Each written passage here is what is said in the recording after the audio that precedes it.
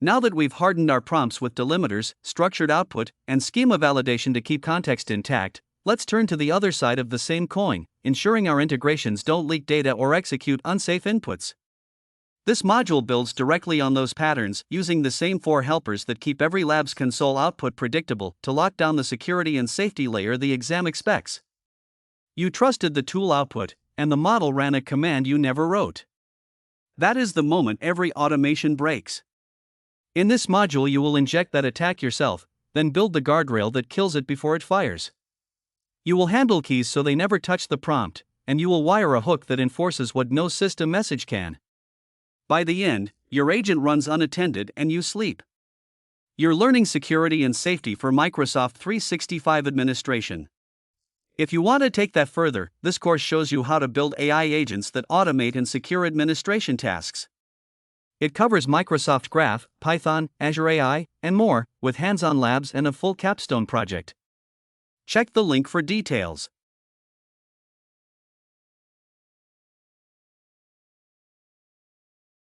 We start by seeing an injection attack happen through tool output, then we lock it down. After that, we add a guardrail that fails closed, so nothing slips through by default. Next, we handle keys and secrets the right way, which is what lets everything run unattended. Then we use a hook to enforce a rule the prompt alone cannot catch. You walk away with a set of scripts that keep your automations secure on any tenant. Most developers guard against injection in user messages, but an attacker can plant instructions inside data the model fetches itself: a support ticket, a web page, a database row. When that text re-enters the context as tool output, the model reads it as a command just like anything else. Telling the model to ignore injected instructions is not a control, it is a request made in the same channel as the attack.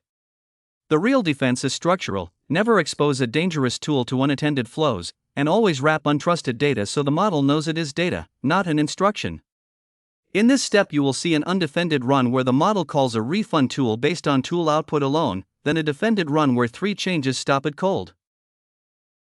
We have a file called users.txt with 3 usernames, Alice, Bob, and a third line that's actually a command injection, _rm-rf/. The model reads this file and passes the output to a shell tool. The shell sees the semicolon as a command separator and executes the destructive rm command. To defend, we wrap each line with schlex.quote so the shell treats it as a single argument. Even better, we remove the shell tool from unattended toolsets so the model can't run arbitrary commands at all. We will walk through a Python lab that prints the scenario header, an exam note, a pitfall warning, and a checkpoint. The output will show the undefended and defended behaviors exactly as the author recorded them, confirming the structural defenses work. The script imports the lab runtime helpers and calls step header with the cert, module, step number, and domain details. Exam note reminds us this appears as a scenario on the exam, not a recall question. Pitfall warns that reading is not doing, only running it proves you can build it under time pressure. Finally, checkpoint marks progress. The actual injection demonstration and defense logic is left as a guided exercise in the module folder.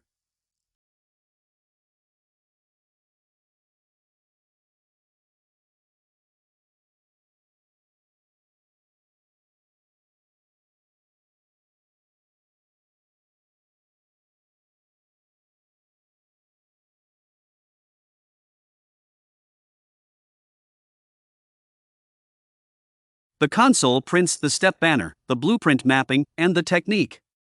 It then shows the undefended run where the model called issue refund with an order ID pulled straight from the tool output, not from the user.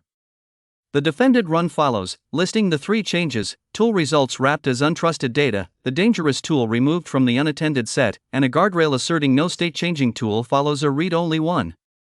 The model surfaces the text as suspicious and calls nothing.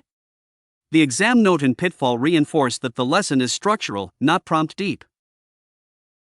When a safety check itself fails, say a classifier is unreachable, the system must decide: let traffic through or block it. Letting it through is fail open, and that means zero protection the moment you need it most. Fail closed rejects requests when the guardrail cannot evaluate them. This step shows that pattern: a guardrail that fails closed, so an unavailable check never silently releases unchecked responses. Watch for the difference in the output when the classifier is taken offline. Priya has deployed a content safety guardrail that calls an external moderation API.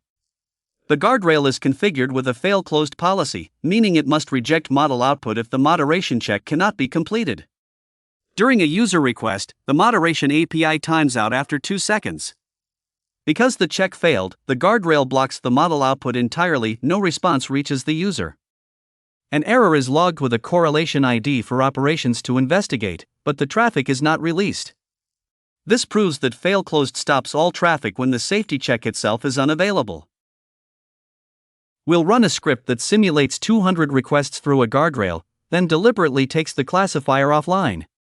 The output will show how fail closed rejects every request when the check is unavailable, versus what fail open would have allowed. The script imports shared lab utilities and calls step header to display the step title, blueprint domain, and technique. It then prints exam note and pitfall reminders. These reinforce that the exam presents this as a scenario, and that reading alone is not enough. The checkpoint call at the end marks your progress in the lab tracking system. The actual guardrail implementation is left as a guided exercise in this steps folder.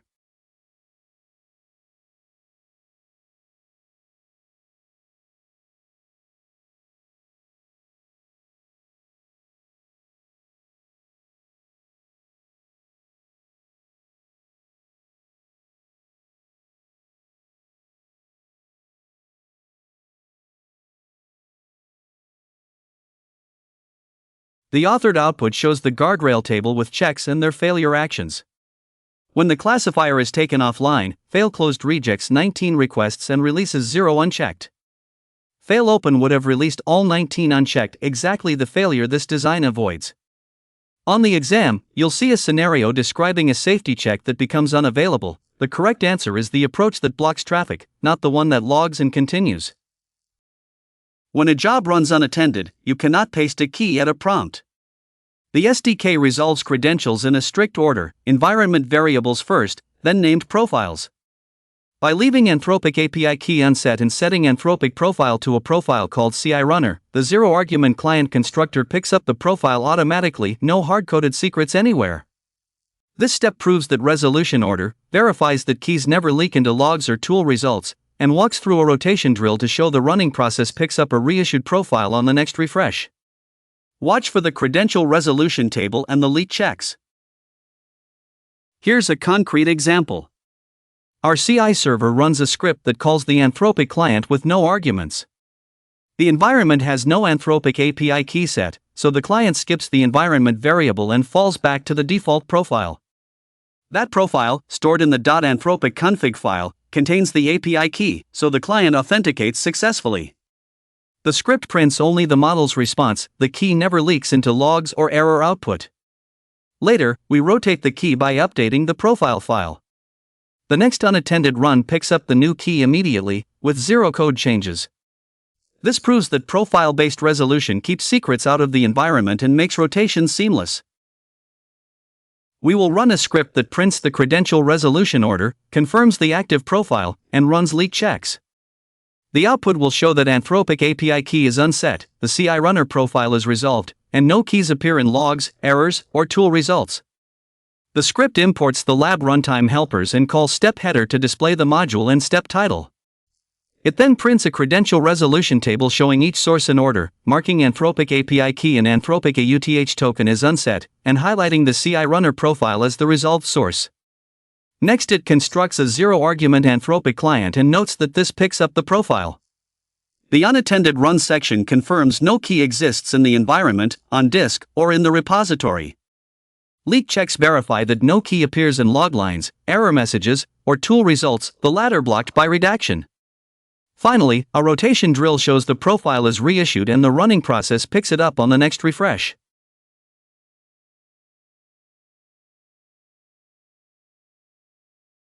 The credential resolution table shows exactly what the theory predicted. Anthropic API key and Anthropic AUTH token are unset, so the SDK falls through to the Anthropic profile variable, which points to CI runner. That profile is marked as the resolved source. The unattended run confirmation states there is no key in the environment, on disk, or in the repo. Leak checks report no key in log lines, no key in error messages, and that tool result redaction blocked any key from being echoed. The rotation drill confirms the reissued profile was picked up on the next refresh. This matches the pitfall warning: secrets leak through tool results more often than through logs, and the redaction guard prevents that path.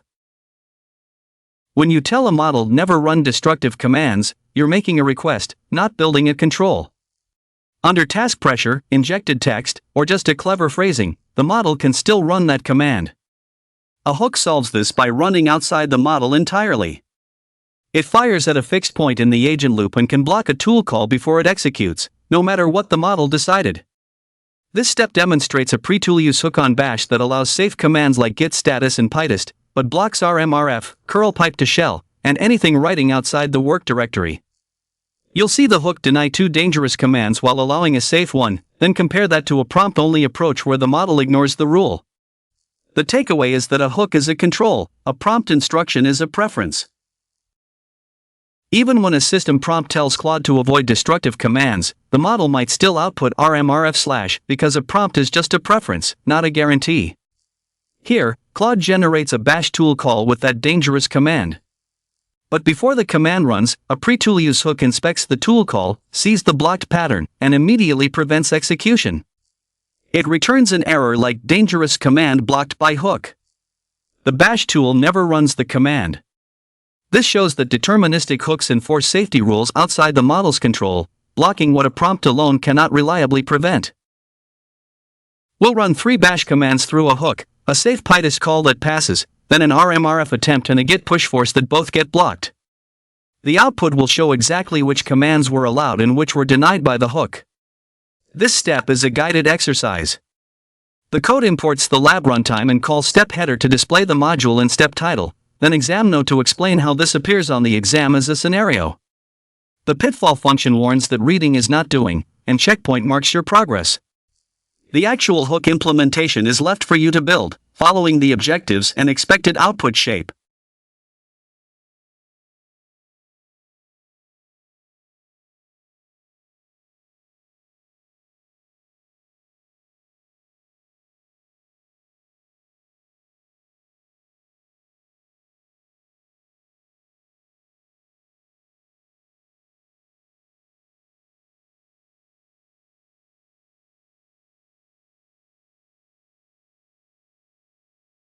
The author's run log shows 3 commands.